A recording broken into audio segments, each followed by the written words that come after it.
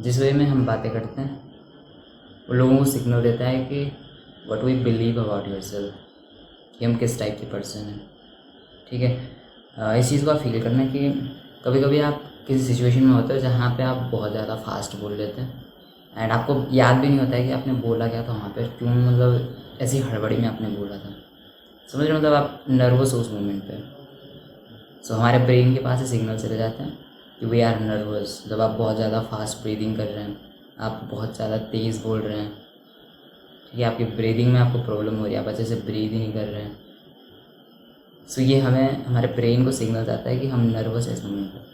And वैसे ही एक other side पे हम देख सकते हैं जहाँ पे हम काम हैं, हमारे ब्रीथ जो है बहुत डीप हम ले रहे हैं, स्लोली हम ब्रीथ कर रहे हैं अपना, एंड हम स्लोली बात कर रहे हैं, यानी कि आराम से कामली होके हम बात कर रहे हैं।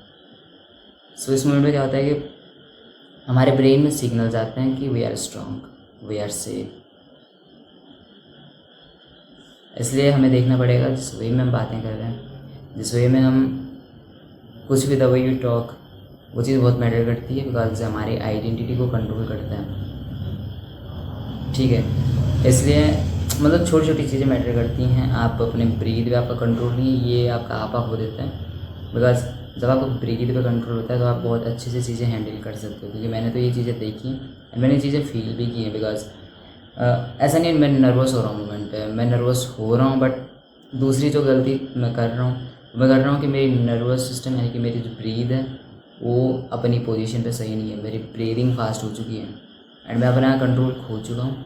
एंड अब मेरे से बातें नहीं होगी अच्छे से, जिससे भी मैं बातें कर रहा हूँ, यानी कि मैं कुछ तो बकवास करके आऊँगा वहाँ पे, कुछ भी बकवास मैं बोल के आ सकता हूँ।